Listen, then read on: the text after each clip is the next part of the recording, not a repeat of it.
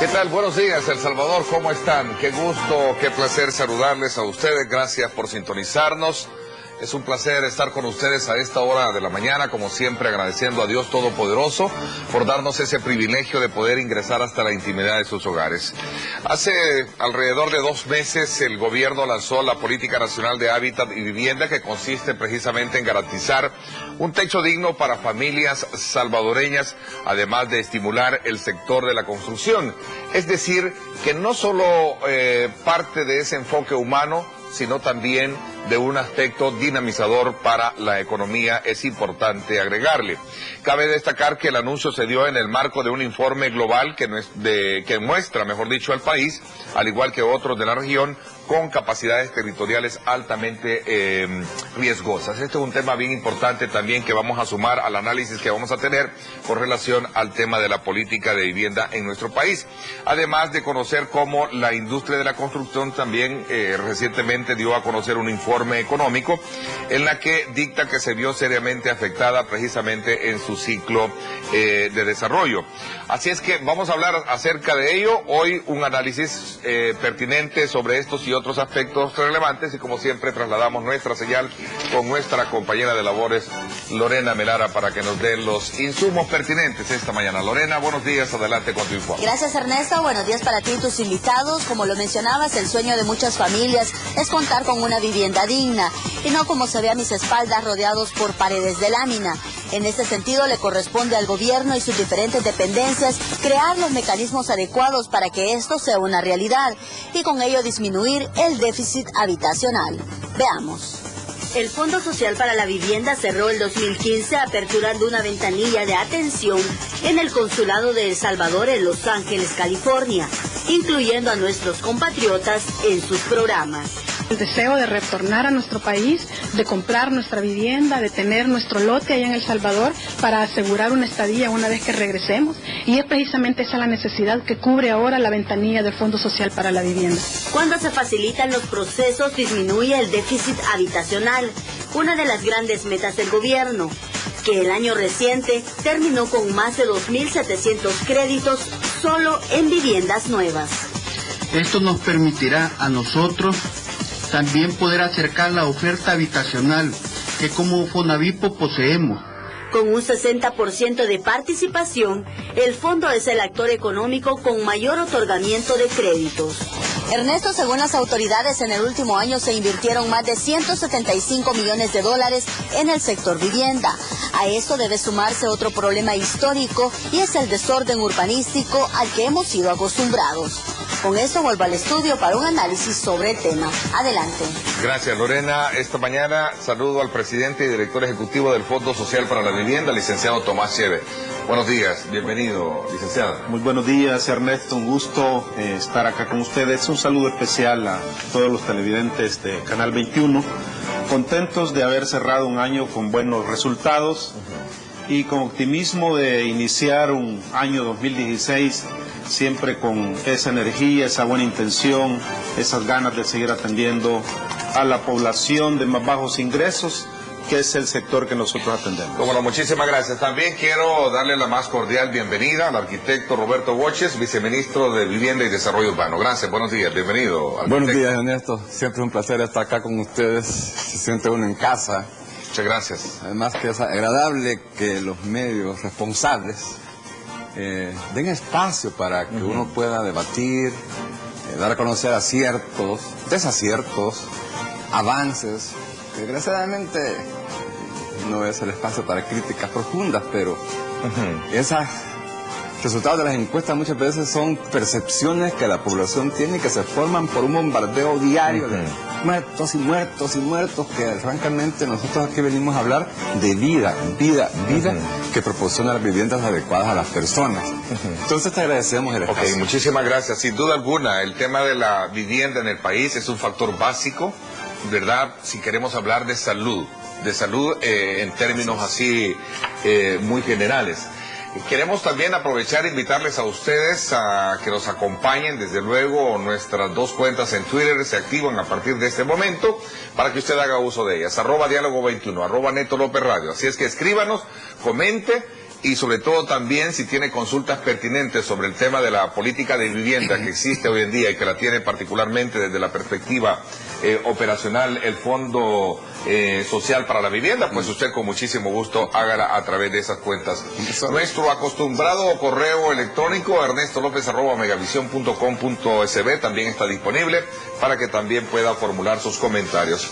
Quizás antes de poder entrar en esos detalles, muy en particular de los logros que se han obtenido, sabemos que el país al cierre del año 2015 ha sido nuevamente tildado, al igual que otros en la región, que estamos densamente poblados, tenemos obviamente niveles territoriales en estados críticos de riesgo, y eso de alguna manera también se contempla a la hora de establecer políticas de asentamiento especialmente para la vivienda. ¿Cuál es la lectura en términos generales para seguir introduciéndonos en este tema, arquitecto y el resto? Bueno, la verdad es que es un problema complejo, más complejo aún porque hubo un abandono del sector por décadas.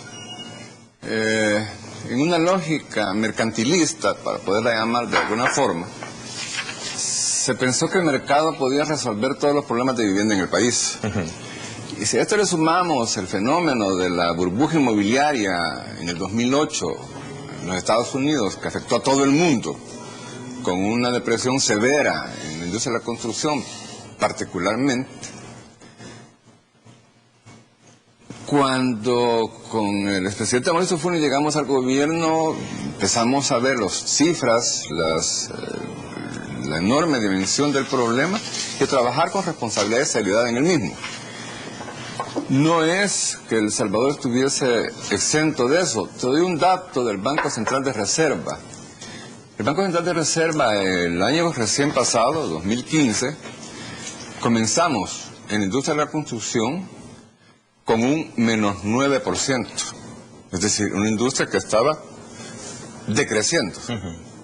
Al final del año, y yo te puedo decir hasta noviembre, estábamos a menos 0.8. Es decir, que en el año se aumentaron 8.2%. Las expectativas eran de que llegáramos al menos a cifras positivas. No tengo el dato del Banco Central a la fecha, pero un crecimiento del 8.2% en la industria es bastante favorable. Y que, si lo sumamos en lo que dicta la política nacional de vivienda y hábitat, que hemos sido reconocidos mundialmente por ellos, dice textualmente que la vivienda es un derecho. La vivienda no es una mercancía. Y un componente del estado de salud, claro, fundamental para la persona, porque si no tengo vivienda, mi estado de salud se ve seriamente impactado, ¿no? Y es que fíjate que además se ha cambiado el concepto, la gente lo ha calificado. La vivienda no son 4 paredes y un techo. Por eso es la política nacional de vivienda y hábitat. Y la ley que estamos construyendo con el mismo grupo gestor, porque esta fue el premio que se obtuvo de parte de la Municipalidad de Dubái y de ONU Habitat, se refiere específicamente al proceso de formación de una política pública con una enorme participación privada. 84 instituciones participaron durante el proceso, 10 conformaron un grupo gestor que acompañó todo hasta que el presidente Sánchez Serén lo lanzó públicamente. Y ahí dice, la vivienda es un derecho, no es una mercancía. Y el hábitat, 4 paredes y un techo, no es la vivienda, sino que el hábitat, tú lo dices con las palabras exactas, porque la salud no es ausencia de enfermedad. El hábitat lo compone el hábitat social, económico, medioambiental. Es el entorno y el contorno de la familia se puede desarrollar con dignidad. Que es una palabra que hemos introducido en el tema de la ley y de la política, que la vivienda la llamamos vivienda adecuada. Es que cuando uno habla de la vivienda digna es bastante difuso. ¿Quién define qué es digno y qué no es digno? Entonces, una vivienda adecuada sí tiene parámetros medibles, objetivamente verificables, si es adecuado o no es adecuado. Y ha sido un esfuerzo enorme Tuviste una cifra al principio, si contamos los 2 periodos del gobierno del cambio, tenemos un impacto de cerca de 127.000 viviendas, que aquí, como hablamos, no son 4 paredes y un techo, sino que es también el déficit cualitativo, mejoramiento de pisos, legalización de lotes, toda la gama que compone este factor, impactando en casi un 10% el déficit habitacional.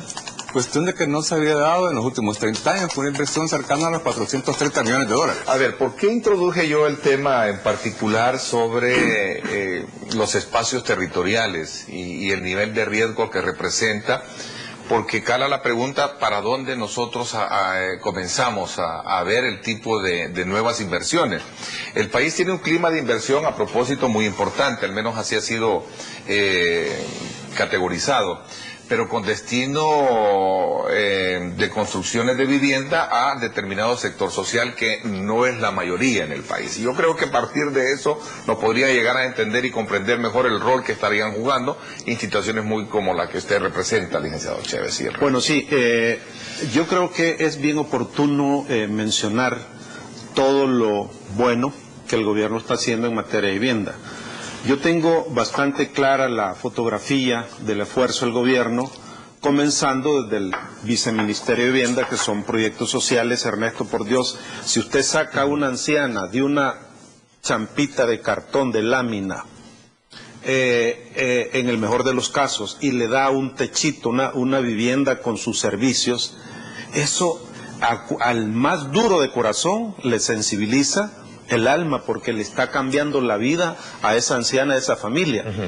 Todos esos proyectos de carácter social son los que desarrolla el Viceministerio de Vivienda sin que le cueste absolutamente nada a la persona.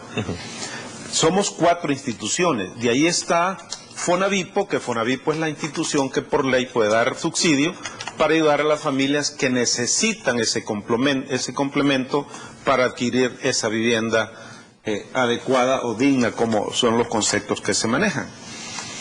Y que es la gente que sin ese subsidio imposible accesar a una vivienda.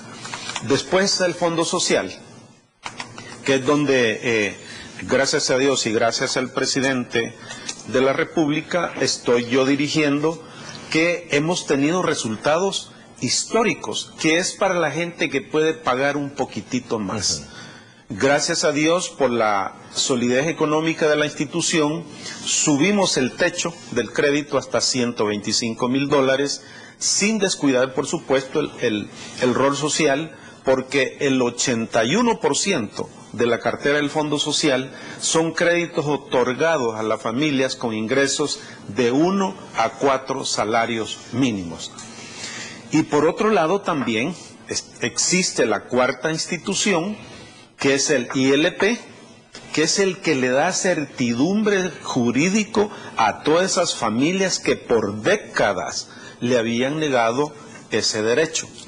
Ahora es impresionante todos los programas, y si a eso sumamos el lista. Entonces lo que sucede, y acompaño al viceministro en como retomar lo que él decía, que de repente en las noticias solo sale lo negativo, entonces se va formando en la mente de la persona una imagen que de repente no da cabida a la realidad que está haciendo el gobierno en tema de vivienda.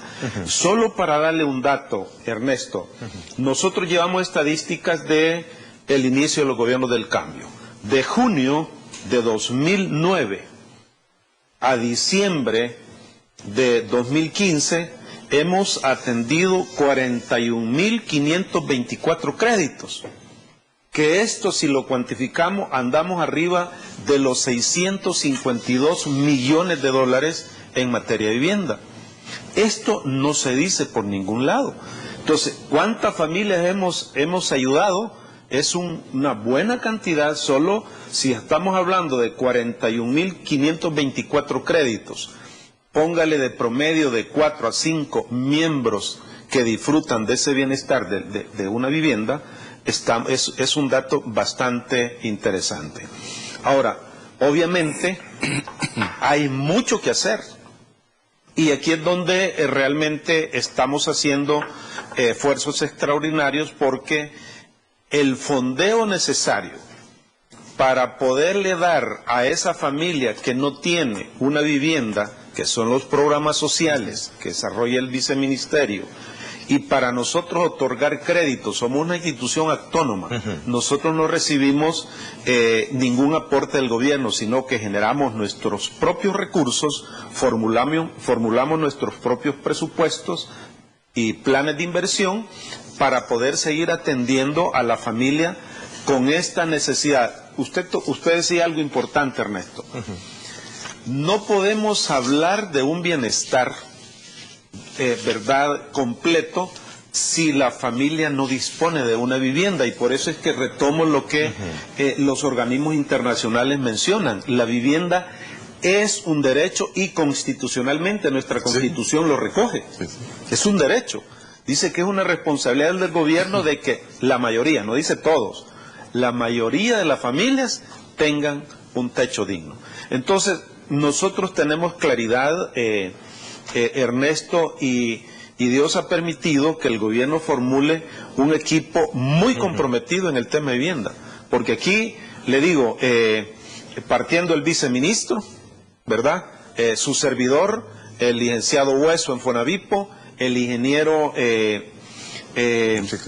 Enríquez, David Enríquez, gran amigo en el ILP, todos tenemos claridad, ¿verdad?, diríamos, de la visión, de la ruta del gobierno en poder proporcionar este beneficio, este buen vivir, este bienestar para la familia. En el país digamos, está bien estratificada el tipo de vivienda para todos los sectores, ¿no? Hay una vivienda para determinado sector social o estatus social, etcétera, ¿no?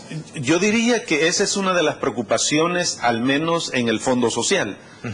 Tengo claridad que en el viceministerio ya hay una vivienda tipo, que es la que prácticamente el gobierno regala, muchas veces pero lo va a explicar mejor el viceministro, muchas veces con esfuerzos de los gobiernos locales y de las mismas comunidades. Pero en el Fondo Social nosotros aplicamos, Ernesto, el principio de inclusión y el principio de género, el principio de la democracia. ¿Qué quiero decir con esto? Por la pregunta que usted hacía.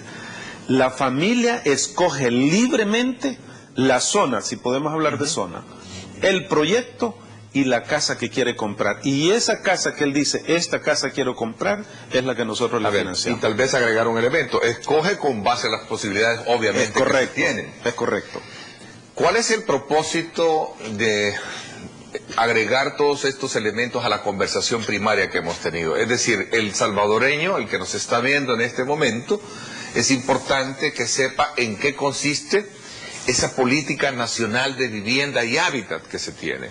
¿De qué forma yo en lo particular puedo acceder a un crédito que me permita a mí tener una especie de vivienda digna? Ya hablemos de vivienda digna, ¿verdad? Porque yo creo que ese concepto es mejor que el de vivienda social. Más entendible. Más entendible, ¿no? Algo que me proporcione a mí los elementos básicos, que no solo constan de 4 paredes, como lo decía el arquitecto, consta de un entorno de seguridad, de un entorno de accesibilidad a los servicios básicos, luz, agua, etcétera, y otros elementos claves. Y un factor o un actor elemental en esto es el sector privado, porque yo creo que es importante no menospreciar o no dejar a un lado el tema del sector privado. Y recientemente veía en mis datos que no había sido el año 2015 como el mejor acompañante en cuanto al desarrollo y al crecimiento económico que esto pudo haber experimentado. Es más, el mismo presidente de la República, en el lanzamiento de este plan en octubre del año pasado, hablaba que ese componente vital humano de la Política Nacional de Vivienda llevaba también como objetivo la estimulación de este sector, ¿no? Así es correcto. La verdad es que se marca en 2 ejes, fundamentalmente. El eje social y una verdad que reconoce todo el mundo. La vivienda en todos los países es un elemento per se dinamizador de la economía. En El Salvador, cada dólar que se invierte en vivienda se traduce en entre 4 y 6 dólares de movilización de la economía. Estamos bajos en los indicadores. En Perú se mueve entre 9 y 11 dólares por cada dólar que se invierte en vivienda. Porque las cadenas de valor son diferentes en cada país. Tu pregunta de que se vea categorización, fíjate que cuando el presidente del fondo habla de que tenemos una política incluyente e inclusiva, no hemos querido etiquetar a las personas. Se establece su capacidad de pago a partir de hasta 2 salarios mínimos, hasta 4 salarios mínimos, lo que se entiende por vivienda de interés social, que son 28.500 dólares. Diferente, por ejemplo, en Costa Rica y en Colombia, que hay población 1, 2, 3, 4, y de acuerdo a esa categorización tiene acceso a diferentes programas. Parece que ya categorizar a la gente, poner una etiqueta en la frente de a qué categoría pertenece es un poco estigmatizadora. Sí. Entonces aquí, efectivamente, los 4 ejes fundamentales de la política es, a partir de una visión integral e integradora de todos los problemas de vivienda y hábitat en El Salvador, se reconoce, lo repito, el derecho humano a la vivienda y de un hábitat adecuado. Segundo, y va exactamente en la línea que tú lo mencionas, dinamización económica del sector construcción. Con todo lo que esto multiplica entre productores de materiales, ferreterías, aún las más personas que van a vender alimentos a las personas que trabajan en los proyectos. La cohesión social para nosotros es fundamental. Solo te cuento una anécdota muy rápida. Hicimos una intervención, el licenciado Chévez la conocía de cerca porque él fungió como viceministro de vivienda un par de años ahí. Nos hemos venido turnando. una experiencia en Apopa, que es un nuevo programa que vamos a lanzar, asentamientos humanos, productivos y sostenibles. Se intervino en la Santa Carlota 1, Santa Carlota 2 y el sitio, aproximadamente 560 familias, con un mejoramiento integral. De 17 familias que tenían empleo en ese momento, porque tenían tiendas, se pasó a que el 80% tengan empleo en la comunidad, creando microempresas.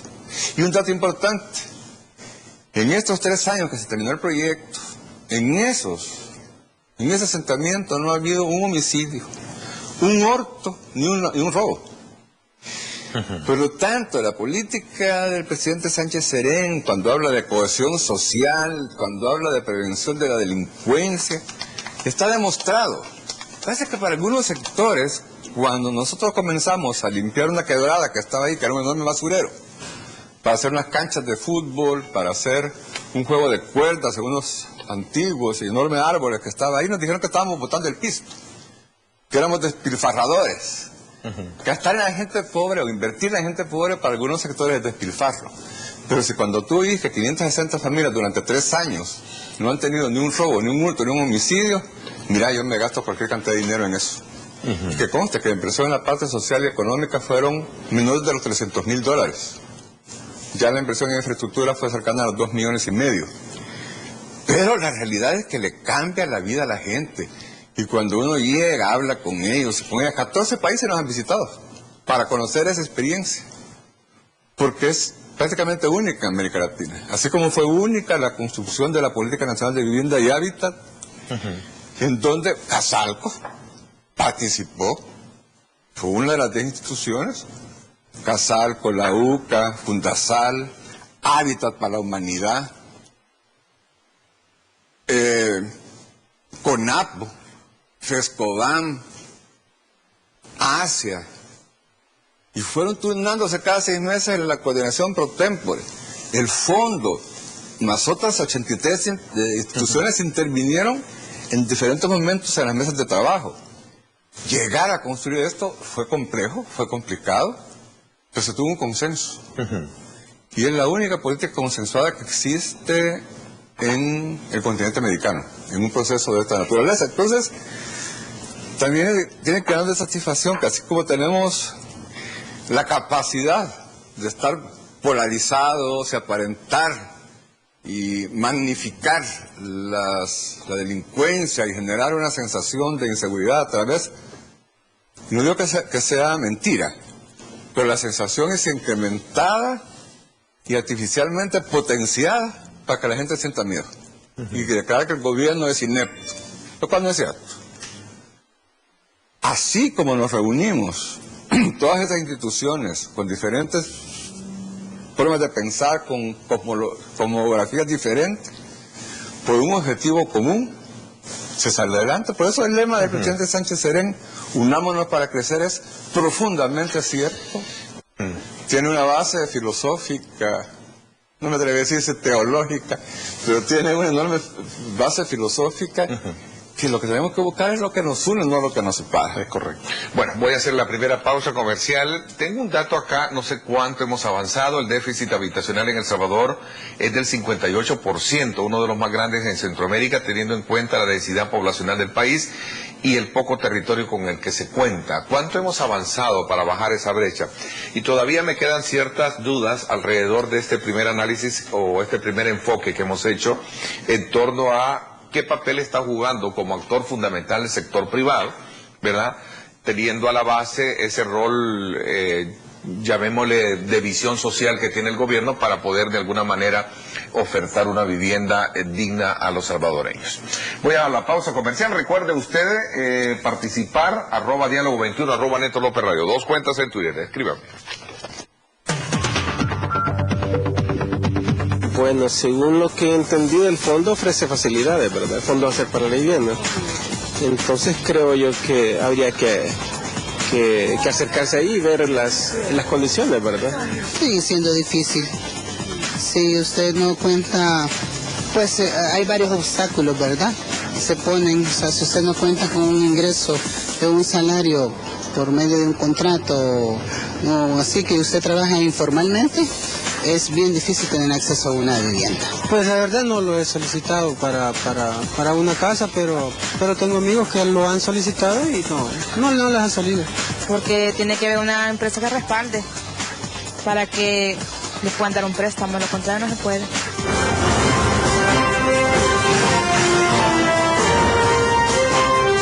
Diálogo con Ernesto López. Bueno, gracias nuevamente por estar con nosotros. Antes de continuar, como siempre, con nuestro diálogo de la mañana, quiero informarles que el Fondo de Desarrollo Productivo, FONDEPRO, es el brazo financiero del Ministerio de Economía que apoya con fondos no reembolsables a las MIPYMES salvadoreñas para innovar, tecnificarse, ingresar a nuevos mercados o desarrollar nuevos productos. Le invito a que se comunique con FONDEPRO al teléfono 2590-5871, donde se está trabajando por mejorar la competitividad gracias al Ministerio de Economía. Bueno, continuamos con nuestro análisis esta mañana. Decía, a criterio de ustedes, ¿qué papel se está jugando desde el punto de vista de ese sector muy importante dentro de la estructura económica del país, que es el sector privado, de la construcción? Según datos acá, el país, especialmente este rubro, no cerró con muy buenas, digamos, números de crecimiento el año pasado. Por ejemplo, decía que la expectativa es que en el mejor de los escenarios cerramos sin crecimiento, lo cual es preocupante, decía su presidente Carlos Guerrero en una conferencia que dio en noviembre del año pasado. Y esto, según recogiendo otros, llamémosle, factores, está el tema de la tramitología como tal. A ver, pero ¿cómo se está coordinando este esfuerzo de apostarle a un mejor desarrollo del sector de la vivienda y la construcción en el país? Voy a tomar solo brevemente la palabra, porque tú cerraste el primer segmento con un dato de un déficit de aproximadamente el 58%. Sí, según una información... Hay una información del Banco Mundial. Del Banco Mundial. A ese respecto. Mira, cuando nosotros llamamos al gobierno, el censo más actual era el del 2007. En ese censo arrojaba que el déficit cualitativo era de 360,000 viviendas. Y 44,000 viviendas nuevas a lo que faltaba. Eso es lo que dice el censo oficial de El Salvador. Yo nunca lo creí. Y cuando fuimos a ver las preguntas que se hicieron, si 3 familias vivían en un mismo espacio, lo consideraban como adecuado. no es adecuado, ese es hacinamiento. Ahora, cuando el Banco Mundial presenta el 58%, también fuimos a la fuente. Por ejemplo, en tu casa, Ernesto, en la casa de Tomás o en la mía, construida de mixto, un piso, el mío de cemento, habrá de cerámica. Si tú no tienes al menos 18 horas de agua al día, ya se considera deficitario.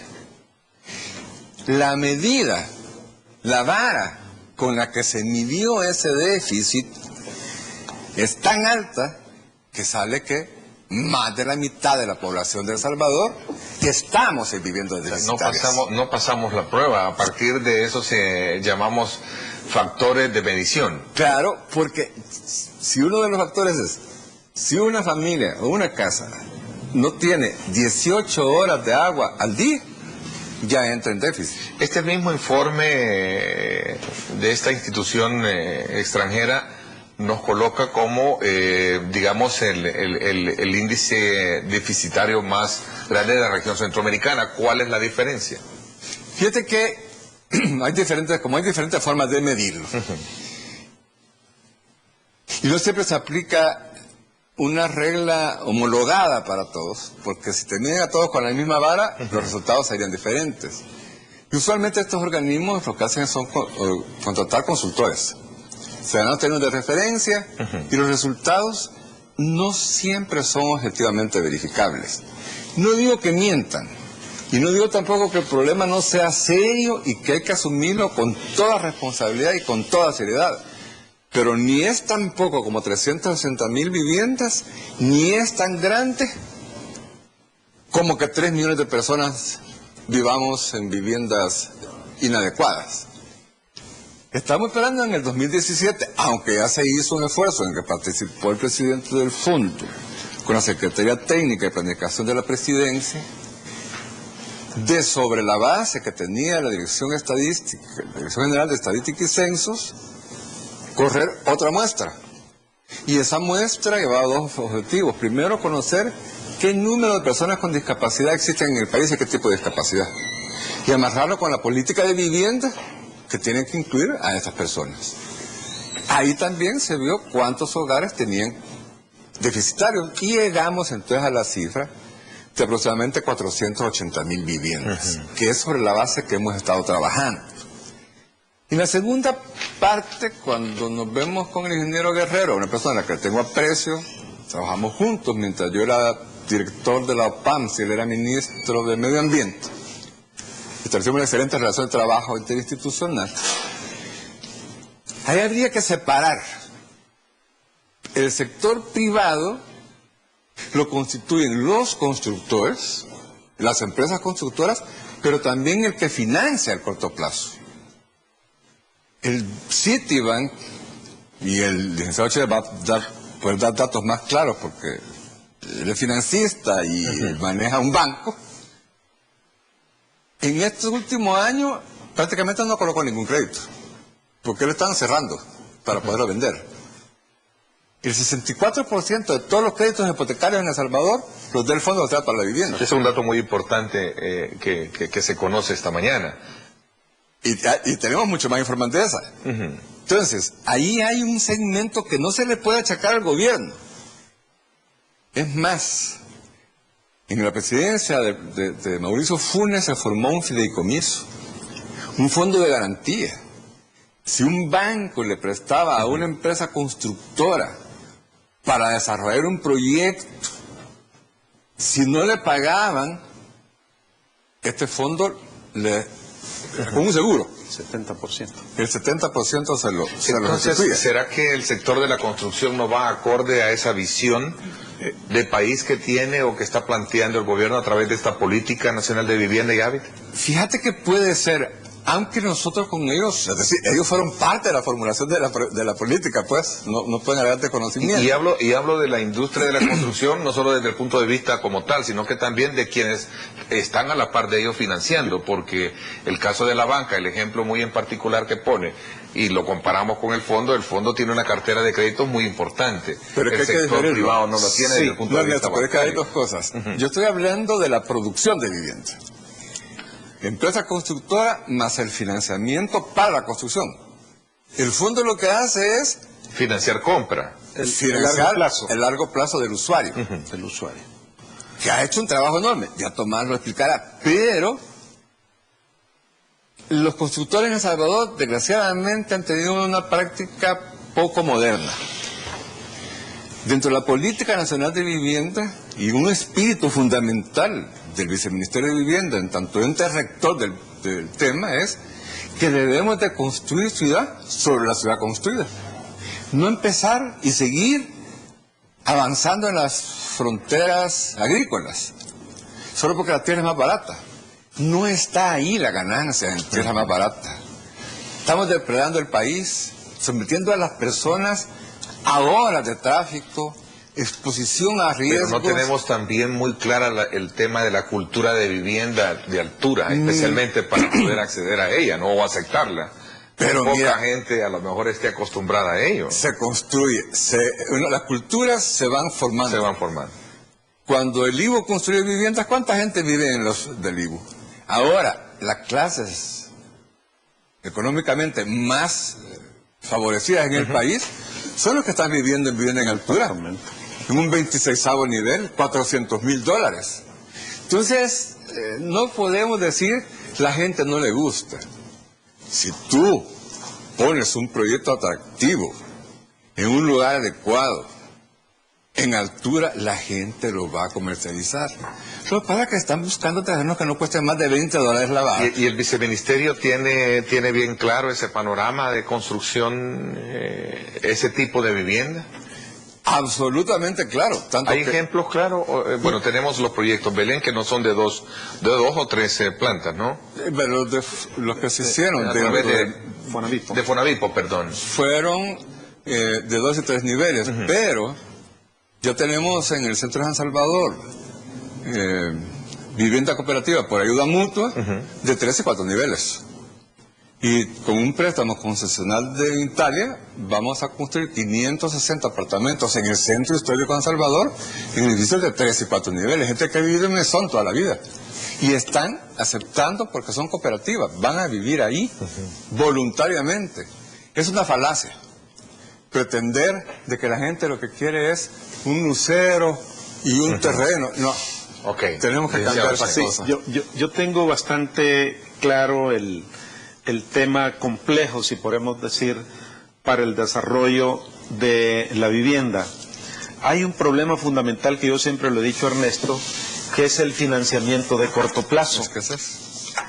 Los constructores, aquí tenemos buenos constructores, que cayeron en un bache con, ya lo dijo el viceministro, en el año 2006, 2004 en adelante, y el 2008 fue que pegó el sopapo, ¿verdad? La burbuja inmobiliaria que puso a temblar el mundo entero. Entonces, ahí, como ya en El Salvador predominaba la banca extranjera, hubo una recesión de crédito impresionante, y nosotros, con lo que ya había construido, dijimos, bueno, nosotros no vamos a frenar el crédito. Yo estaba llegando en el 2009 con el presidente Funes, y abrimos las puertas del fondo, y es donde el fondo empezó a crecer. Vamos a ver, obviamente nosotros, como Fondo Social para la Vivienda, tenemos claridad que el sector que nosotros tenemos que atender es el sector de más bajos ingresos, vivienda de interés social, que ahora ya con los aumentos de los salarios mínimos ha llegado el valor a $32,200. Esa es la vivienda de interés social. Y nosotros establecemos, yo siempre lo he dicho y lo repito, y gracias por esta oportunidad, Ernesto, para nosotros el sector de la construcción vivienda es el aliado estratégico del Fondo Social para la Vivienda. Nosotros mantenemos una relación muy, pero muy buena con el sector. Y estamos haciendo esfuerzos extraordinarios como llevar más fondos baratos al Fondo Social para seguir apoyando ese esfuerzo del sector privado. Ayer mismo lo decía nuestro presidente, es necesario establecer los vínculos, los puentes, los amarres económicos para que este país salga adelante. Nuestro gobierno tiene claridad de que la alianza gobierno con empresa privada es fundamental. Y eso es lo que nosotros hemos practicado en el Fondo Social para la Vivienda. Solo para darle un dato, Ernesto. Solo en la gestión de nuestro presidente Salvador Sánchez Serén, en lo que es vivienda nueva, que es lo que dinamiza la economía, nosotros hemos otorgado 2.866 créditos. Parece poco, pero son 83.3 millones de dólares que se han inyectado a la economía a través del sector de la construcción. Porque estos 83.3 millones, ¿a quién han llegado? A los constructores. Porque sabemos que el sector de la construcción son los que generan empleo masivo en el sector obrero, ¿sí? Y que ellos mismos provocan un incentivo de desarrollo económico porque estimulan el sector comercio, estimulan el sector industria, estimulan el sector servicio. ¿Por qué digo esto? Una vivienda nueva no solo son las 4 paredes, como bien se ha dicho acá, sino que se necesita, ¿verdad?, agua potable, energía eléctrica, se necesita comprar algo, una camita, una refri, qué sé yo. Todo eso es una incidencia, diríamos, un efecto dominó en los sectores que trabajan, diríamos, como en paralelo esperando este desarrollo económico. Entonces, nosotros tenemos claridad que en la medida que el sector de la construcción mejora sus condiciones, y qué bueno, porque ayer mismo se decía en la reunión de ministros ampliados, el Consejo de Ministros Ampliado que desarrolló nuestro presidente, decía que el sector de la construcción viene de menos a más. Estaban en el -9, ya lo dijo el señor viceministro, y me parece que estamos cerrando como tablas o ya en mínimo, pero en positivo. Pero si ya estamos cerrando en positivo, eso implica que ya corrimos lo negativo que traía. En el mismo sentido de mi pregunta anterior, ¿qué se compra o qué se ha comprado con ese 64% de todos los créditos hipotecarios que ha hecho el Fondo Social, por ejemplo? Lo queremos ver. Vamos a ver. ¿Qué se ha comprado? Fíjese, nosotros, yo tengo aquí la gestión de nuestro presidente de 2014, junio de 2014, diciembre de 2015. Nosotros como Fondo Social, en forma histórica, Ernesto, hemos colocado 11.231 créditos, que eso representa 203 millones de dólares. Esa es la inversión del Fondo Social, esa es la contribución de nuestro gobierno a través del Fondo Social en tema de vivienda. Obviamente, por la carencia de vivienda nueva, también tenemos que mitigar el tema de vivienda con vivienda usada. Cuando yo decía que nosotros trabajamos con principios de inclusión, de género y de equidad, es porque nosotros atendemos. Yo veía algunas intervenciones en las entrevistas que han hecho al público. Decía, mire, lo que pasa es que si uno no tiene una constancia de salario, no lo atiende. No es cierto. No es cierto. En el Fondo Social atendemos a los emprendedores, a los micro, a los pequeños empresarios. Obviamente con un sistema diferenciado. Si la persona presenta su constancia de salario, pues no hay mucho que hacer, sino que se reúnen todos los más documentos y se inicia el proceso. Pero ya cuando es del sector de ingresos variables, nuestros promotores sociales tienen que visitar la familia, visitar ese emprendedor para ver cuál es el negocio, cuáles son los ingresos, cuáles son los gastos, si tienen contabilidad, si no tienen contabilidad formal, de tal manera que podamos determinar cuál es la capacidad de endeudamiento que pueda tener para proporcionar el crédito. Pero no, todo lo que nosotros hemos hecho, Ernesto, y hay que decirlo, está enmarcado en el plan quinquenal de desarrollo de nuestro presidente. Tenemos, por ejemplo, voy a poner 2 ejemplos. Al Fondo Social, nuestro presidente dijo, hay que privilegiar a los jóvenes. Nosotros sacamos el programa Casa Joven, exitoso. En Casa Joven, aquí tenemos los datos, ya son 1.531 jóvenes que agarraron ya, diríamos, esa idea, ese interés esa facilidad del Fondo Social y ya invertimos 29.5 millones en jóvenes. Jóvenes, Ernesto, de 18 a 25 años. Entonces, un programa tan nuevito, tan jovencito, que comenzamos en noviembre del 2014 y ya diciembre del 2015 tenemos 1.500 cipotes, 1.531 cipotes ya con su casa. Ahora, otro mandato del gobierno dijo: señores Fondo Social, amplíen las líneas de crédito, agilicen los procesos tramitológicos y atendamos a nuestros hermanos en el exterior. Imagínense lo que hemos hecho en el Fondo Social. Hubo una feria hoy en Exactamente, nosotros diciembre, hemos atendido desde que yo estoy, desde el 2009, hemos estado en la Feria Agostina, hemos estado en el evento El Día del Salvadoreño, e históricamente, Ernesto, el 10 de diciembre del año recién pasado, inauguramos, dejamos aperturada la primer ventanilla del Fondo Social en el Consulado de Los Ángeles. ¿Qué quiere decir esto? Lo que el gobierno dice, acercándonos a la gente con los servicios del Fondo Social para la Vivienda. Aquí, ¿qué hemos hecho en este programa de vivienda cercana? Hemos otorgado 1.391 créditos, ¿verdad?, por más de 38 millones de dólares. El último informe que me mandaron, estamos tocando los 40 millones de dólares invertidos en este programa. ¿Qué estamos queriendo decir? Estamos cumpliendo lo que el gobierno prometió de acercarse a la gente.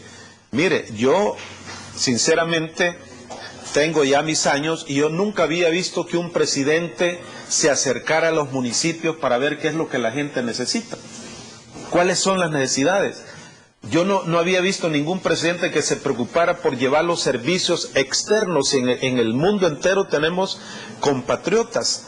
En Los Ángeles tenemos más de 1,5 millones salvadoreños que necesitan el apoyo del gobierno a través del Fondo Social, y por eso hicimos los esfuerzos. Tenemos la ventanilla ya aperturada. Dentro de la campaña incorporamos al ícono del deporte, al Mágico González, donde da un mensaje que realmente toca el corazón, ¿verdad? Entonces, eso es lo que estamos haciendo desde el Fondo Social, Ernesto, y tenemos claridad que la alianza estratégica con el sector de la construcción es fundamental, pero también hay una cuestión más. Además de la alianza estratégica con el sector de la construcción, tenemos que tener esa alianza estratégica con el sistema financiero. Si el sistema financiero financia el corto plazo para desarrollar los proyectos, nosotros tomamos el largo plazo, pero ya dirigido exclusivamente a la familia. Hay dos roles bien determinados y cada quien lo tiene. A ver, arquitecto, ¿qué se ha hecho para poder de alguna manera estimular el tema de nuevas construcciones a partir de superar los obstáculos que este mismo resiente? Uno de ellos es el tema de la burocracia, es el tema de la tramitología. Seguramente muchos constructores hoy en la mañana estarían a la expectativa. Bueno, ¿cuánto hemos avanzado en ello? No, ese es un excelente tema. Mira, cuando llegamos con el ministro Jesús Martínez el 1 de junio del 2009 al Ministerio de Obras Públicas, Transporte y Desarrollo Urbano, el jefe de despacho en ese momento, el licenciado Ronnie Rodríguez, que ahora está en Fomilén, se dio la tarea de ver cuántos días tomaba realizar un proyecto. Yo tengo 720 días en trámites. Estamos hablando de 2 años mínimo para poder realizar un trámite. El entonces secretario y buen amigo Alex Segovia no mucho nos creyó las cifras y le pidió al Banco Mundial que hiciera análisis y le dieron 728 días. Cuando Casal, junto con la Secretaría Técnica de la Presidencia y la intervención del Viceministerio de Vivienda, presentamos a la Asamblea Legislativa y se aprueba la Ley de Agilización de Trámites para la Industria de la Construcción, la idea era que esto bajara a 90 días. En el 80% de los casos ha bajado a los 90 días. OPAM lo está haciendo en menos de los 90 días. Pero tenemos problemas a veces complejos. Opán posiblemente sea más fácil porque está en una zona ya urbanizada, 100%, el área metropolitana de San Salvador. Pero cuando nos toca al Viceministerio de Vivienda dar algún permiso en Huayúa, en Jayaque, cercano a La Libertad, que hay zonas frágiles, el Ministerio de Medio Ambiente, con toda responsabilidad, se toma un poco más del tiempo que la ley determina. Ahora, estamos trabajando en una pequeña reforma para lograr de que esto se agilice. Pero esto tiene un doble sentido, Ernesto, y veámoslo claro. Porque yo, así como lo hablo aquí de frente al público, viéndome a los ojos, así se lo he dicho a Carlos Guerrero. Los 720 días de trámite de construcción no comenzaron el 1 de junio del 2009. Esos venían desde antes. Que antes las personas, los grupos de poder de la derecha que detentaban el poder económico y político del país, tenían un proyecto en el Ministerio de Medio Ambiente, en el Viceministerio de Vivienda, tomaban el teléfono, mira, sacame el proyecto para pasado mañana y salía. Ahora que no hay privilegios para nadie y que todos tenemos que estar sometidos a lo que la ley indica, obviamente resienten que sus proyectos estén 90 días cuando antes estaban en 3 o 4 días. Se lo he dicho a Carlos Guerrero, en su cara enfrente, y se lo repito ahora. No es cierto que los 720 días comenzaron a contar el 1 de junio del 2009. Más allá, Casalco, junto con el vicepresidente Oscar Ortiz y comisionado presidencial para la inversión pública y privada, dijeron que tenían 1.500 millones de dólares detenidos por la tramitología. Cuando nos reunimos, le digo, vaya, deme los proyectos y se los saco en una semana. Bajamos a que tenían 150 millones. 150 millones en proyectos en la zona del Balanque, la zona de San Benito, entre la Torre Futura, en ese sector que le hemos llamado sector especial San Benito por esto. ¿Cuál era el problema? La colonia Escalón, perdón, no es San Benito, la colonia Escalón. La colonia Escalón no es una colonia ilegal. La colonia Escalón jamás tuvo permiso. La colonia Escalón no tiene tuberías de aguas lluvias y de aguas negras en todas sus calles. Entonces, ANDA no podía darles factibilidades de agua potable, de aguas lluvias, o de aguas negras, perdón, porque no había tubería. Se hizo una inversión cercana a los 18 millones de dólares, donde participó tanto la Casalco, se unieron las instituciones para poder dar la factibilidad en esa zona. No empezaba ningún proyecto. Entonces uno dice realmente, ¿esto será parte de una campaña? ¿Será ingenuidad? ¿Qué hay detrás? Porque si después que tú le decís, bueno, tenés problemas con el agua, aquí está resuelto. ¿Tenés problemas con el tiempo? Aquí está resuelto. ¿Tenés 150 millones de dólares para invertir? Sí, vaya, ahí está, empezamos. Y no ha comenzado ninguno. Entonces uno se empieza a preguntar qué tanto habrá de verdad o de sesgo, posiblemente no malintencionado. No estoy acusando de que estén parte de la campaña que se ha generado durante casi 7 años. Pero fíjate que un dato, y que posiblemente tenga que ver más, porque nosotros lo que estamos pensando es en la gente. Dentro de nuestros programas, una de las leyes que ha tenido un enorme impacto ha sido la ley de regularización y legalización de notificaciones habitacionales. En el país hay 350,000 lotes. Argos, catamarán, etcétera, que han sido condenados por estafas, gente que ha pagado hasta 2 veces su mismo lote. Ya llevamos 39,000 notificaciones regularizadas. Eso es un impacto. Comenzamos con un proyecto de mejorar los pisos de las casas. No había más, $600 por casa para cambiarles el piso de tierra por mortero de cemento. Nos criticaron que era despilfarro, que era botar el piso. Superamos la meta de los 12,000 a 13,600 pisos. Y hablando con la ministra de Salud, el 78% de consultas por enfermedades respiratorias agudas enfermedades gastrointestinales y mal de Chagas ha disminuido en todas las unidades de salud y en los centros comunitarios de la zona donde se intervino. El impacto económico no hemos logrado medir todavía porque ellos tienen un personal permanente. Hay enfermos o no hay. O tienen capacidad para entender más personas porque tienen menos demanda gracias a este programa que no será el que resuelva el problema económico, pero sí resuelve un enorme problema de salud social, de cohesión y de calidad de vida. Voy a hacer una pausa comercial. ¿Hacia dónde ustedes visualizan esa expansión de vivienda? Me decía anteriormente que hay que pensar en la vivienda de altura. Somos un país territorialmente pequeño, aparte de ello con un enfoque de riesgo muy, llamémosle, evidente.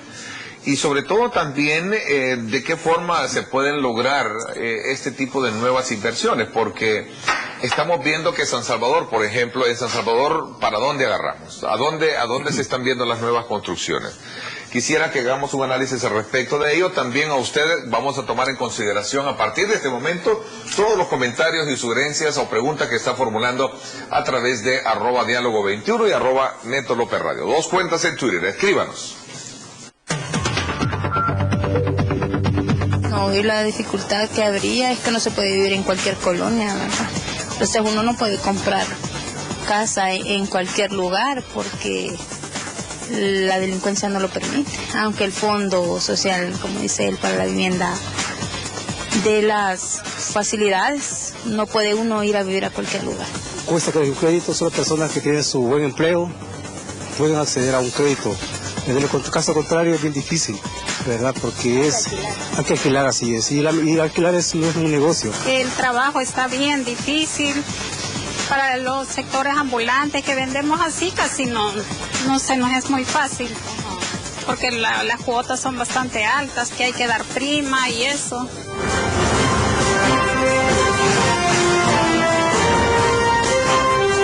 Diálogo con Ernesto López. Diálogo con Ernesto López. Bueno, gracias nuevamente por estar con nosotros. Una pregunta clásica que se nos hace o que nos hacemos, digamos, cuando vemos nuevas construcciones es, bueno, San Salvador, ¿para dónde crece? ¿Y cómo crece? Esa es una pregunta que yo creo que es importante, aprovechando la presencia de ustedes para ponerla muy en claro esta mañana. Fíjate que, como ente rector en materia de vivienda y desarrollo urbano en el país, lo mencioné al principio, pero quizás muy ligeramente. Yo he retomado las palabras que utilizaba Edith Martínez, apreciado amigo.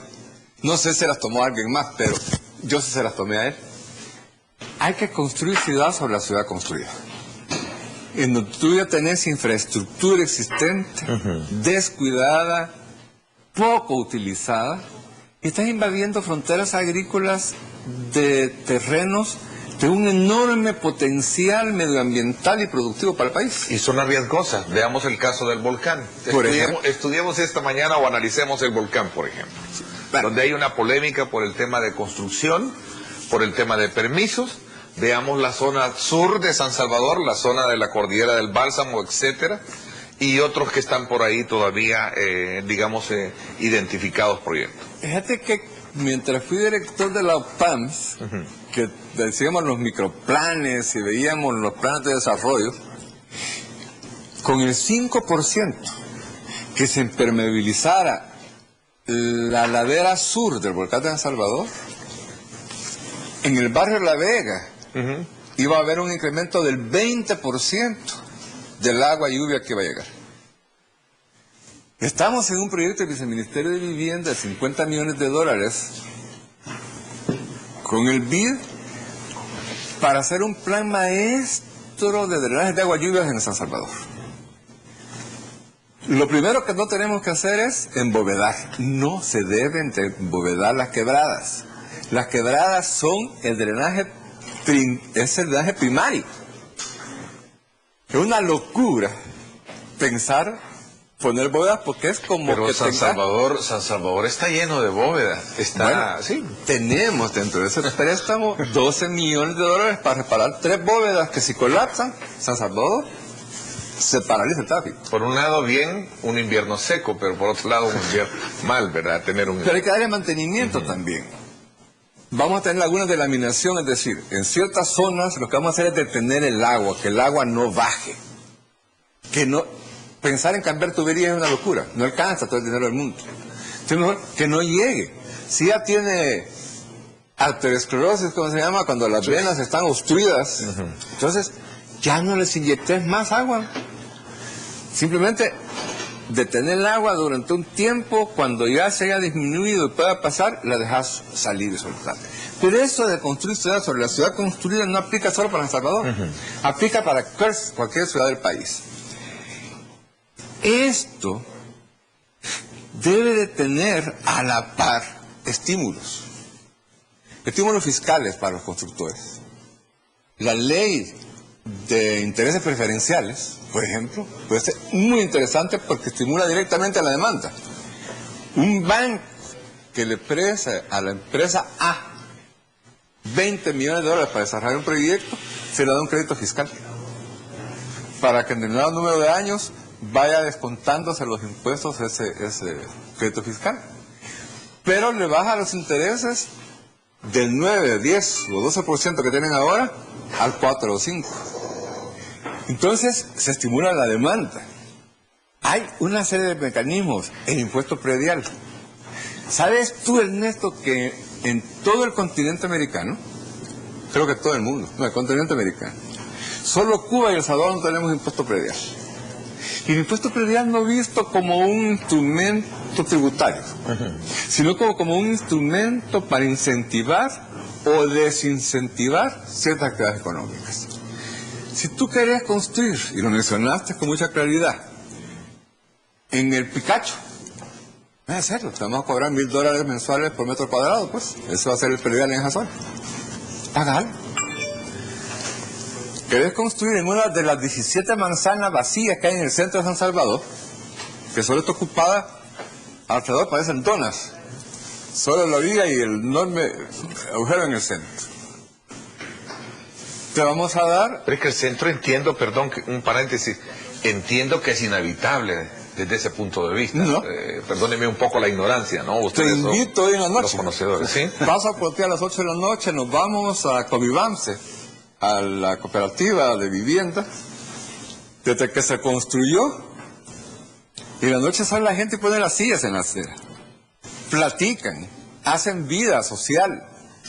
El alcalde mandó a iluminar la cuadra con esos nuevos focos LED, y a la vuelta está el otro edificio de 4 niveles de San Esteban, que han creado un conjunto donde esas 3 manzanas han revitalizado el centro de San Salvador.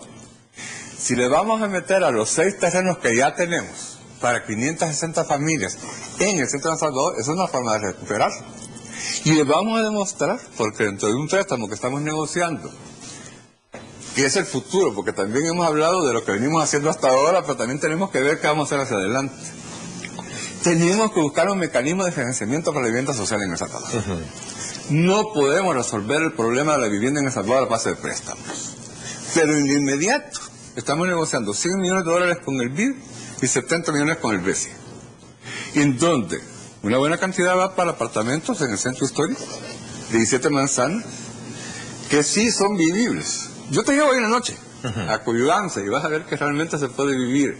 Y si la gente rehabilita el centro histórico, ya tenemos un proyecto con la cooperación italiana de recalificación socioeconómica y cultural del centro histórico de San Salvador mediante el movimiento cooperativo. Eso va a ser la muestra, pero además, cerca de la unidad tecnológica se piensa construir un edificio multifunción en donde el fondo puede financiar a través con diferentes modalidades que estamos poniendo en la ley. A ver, el leasing social, por ejemplo. La captura del plusvalor. ¿Y esta ley de intereses preferenciales qué pasó?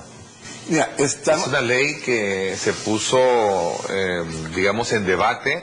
Yo recuerdo que la conversé muchísimo con los constructores, sí, con Carlos Guerrero.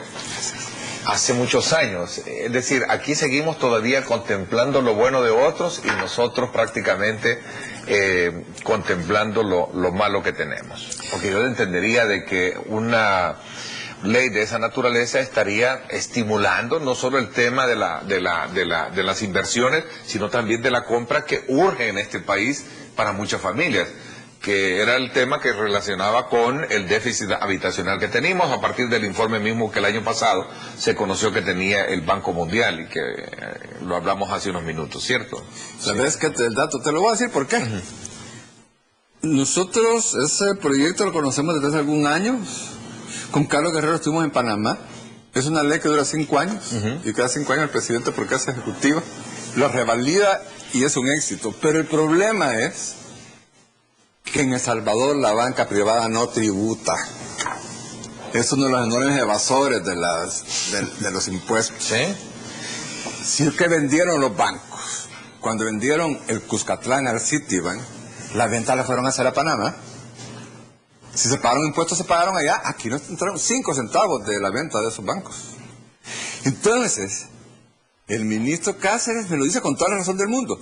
¿Por qué le voy a dar un crédito fiscal yo a un banco que va a tardar 50 años en devolvérmelo? Porque tributan tan poco que no vale. En Panamá, anda a ver cuánto tributan los bancos. Entonces la realidad insisto, contemplamos lo de afuera y nosotros seguimos contemplando lo malo de... Por eso hay que corregirlo de adentro también. Claro, por supuesto. La política nacional de vivienda se enfoca en el hábitat como un entorno donde la familia se desarrolla integralmente. Me parece que ese es un punto de honor muy importante que hemos logrado comprender mejor esta mañana.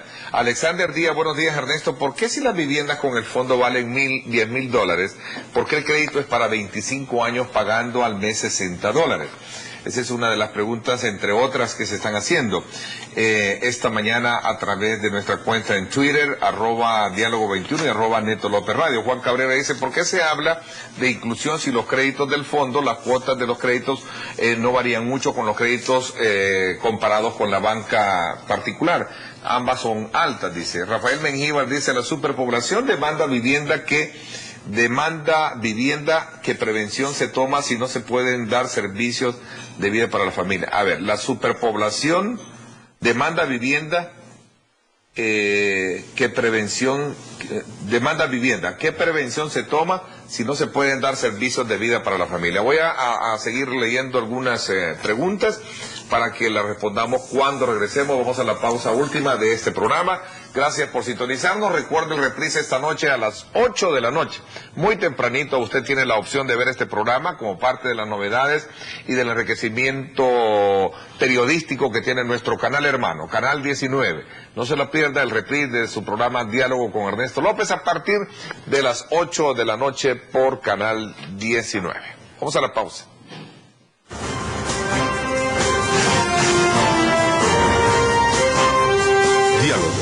Ok, gracias nuevamente. Comentarios un poco de lo que se decía anteriormente con Osir, porque tengo otros que darle lectura esta mañana para cumplir con ese cometido de poderle darle la oportunidad a la población para que se pronuncie y formule sus comentarios y preguntas con relación a este tema de esta mañana. Sí, Ernesto, quizás como recalcar un poco a la población que el Fondo Social para la Vivienda es la institución líder en el financiamiento de crédito para la vivienda. El 64% de todos los créditos otorgados en el sistema han sido otorgados por el Fondo Social para la Vivienda. ¿Qué pasa con el resto? El resto es colocado por el sector... Por el sistema financiero. Por el sistema financiero. Es decir, si nosotros hemos dado el 64%, eso implica que el 36% lo ha dado la banca. El sector de la banca privada no cree en una apuesta al rubro de la vivienda y la construcción. Nosotros decimos, Ernesto, y quizás para cerrar el tema, nosotros tenemos 123.000 créditos vigentes, con una cartera arriba de 1.140 millones de dólares. Esa es la cartera del Fondo Social. Magnífico. ¿Qué pasa con el sector privado? Vamos a ver. Nosotros trabajamos en una situación inversamente proporcional. Sentido, como nosotros el 81% de nuestra cartera, de esas cifras que acabo de dar, es para familias que van de 1 a 4 salarios mínimos. ¿Qué pasa en el Fondo Social? Todo lo que es vivienda de interés social lo tenemos al 6%. Casas hasta $32,200, el 6% de interés anual para vivienda nueva. Ernesto, con mucha humildad lo digo, ninguna institución financiera tiene el 6% de interés anual para vivienda de interés social. No existe. Ese es el rol que hacemos en el Fondo Social para la Vivienda. Y aquí tenemos de alguna manera la gráfica, ¿verdad? Que con mucho gusto la comparto. Esta es la pirámide de la estructura de la cartera del Fondo Social.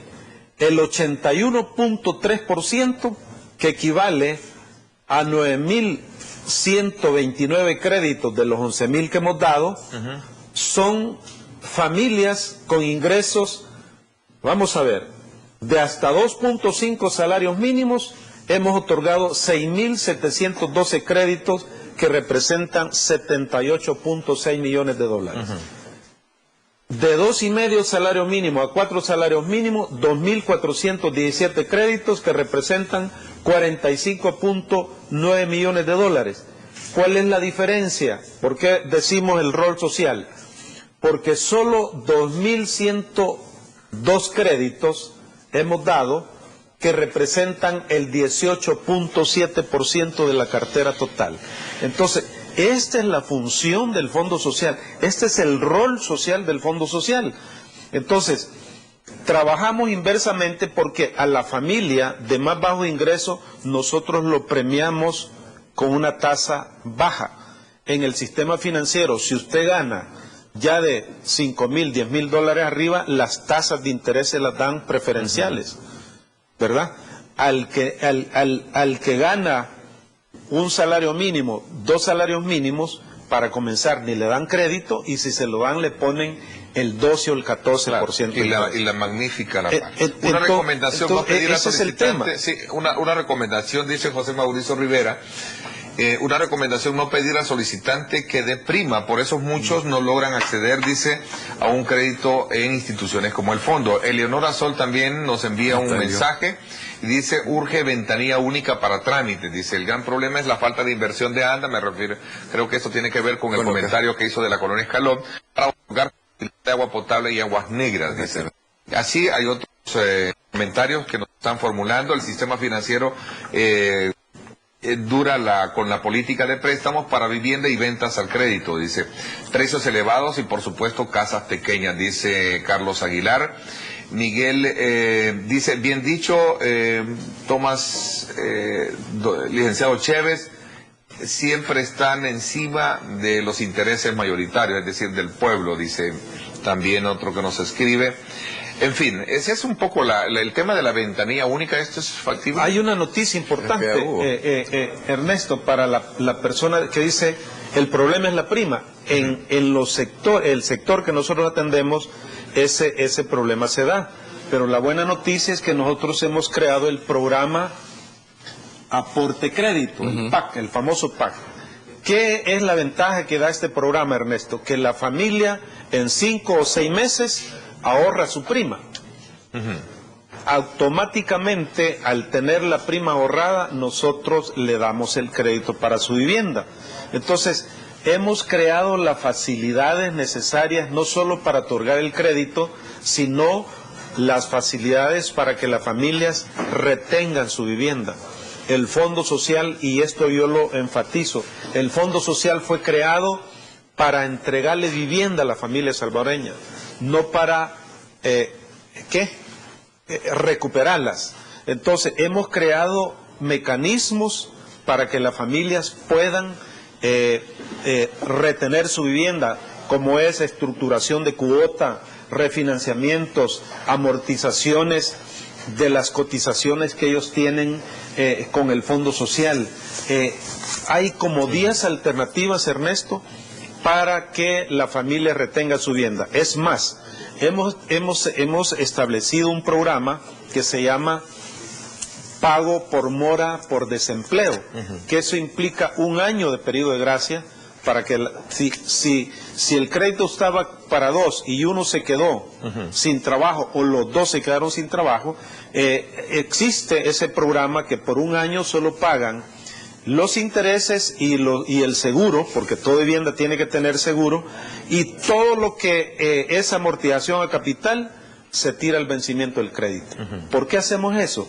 Porque es triste ver que las personas no pueden pagar y tener que recuperar la vivienda. Eso no puede ser, por eso damos esa facilidad. A ver, sobre ese tema de... Ventanilla única. Sí. Mira, Leonora, ayer estuve con ella. Ya hubo ventanilla única. Cuando llegamos al viceministerio todavía hay permisos que estamos resolviendo porque las personas lo ingresaron por la ventanilla única. Se llevaron el proyecto aprobado. No tenían financiamiento. ¿Por qué esas cosas suceden? Aprueban proyectos para vender. En Colombia tienen una práctica que dicen, se vende para construir, no se construye para vender. Tú no ves en ninguna ciudad colombiana un apartamento que diga se vende. Porque cuando construyen, los apartamentos están vendidos.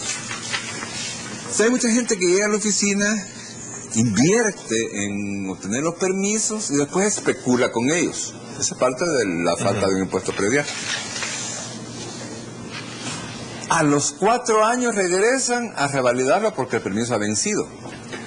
Y entran por la ventanilla única que ya no existe.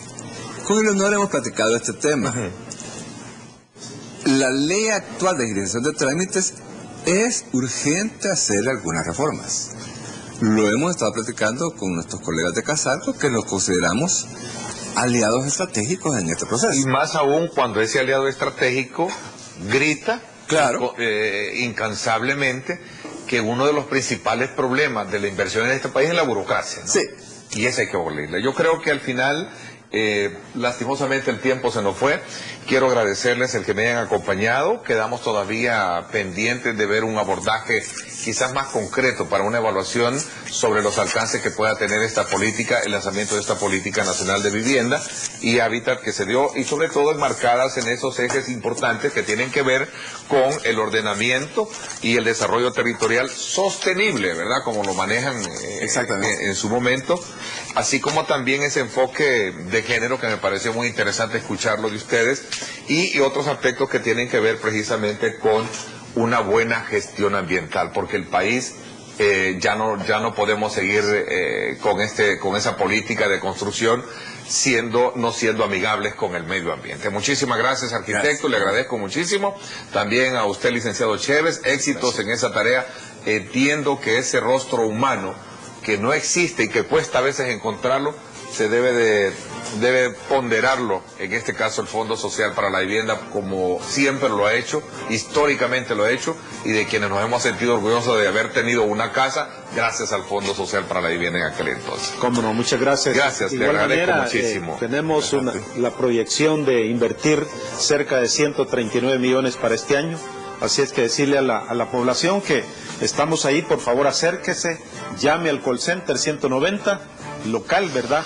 Y a nuestros compatriotas también, ahí estamos en Estados Unidos, en el consulado. Interesante, gracias por mi parte, esto es todo por hoy. Gracias, mañana análisis político de los hechos que trascienden en nuestro país, no se lo pierda, 6:30 de la mañana. Gracias, pásenla bien, y como siempre recuerden lo más importante, amar a Dios sobre todas las cosas. Lideramos el camino de la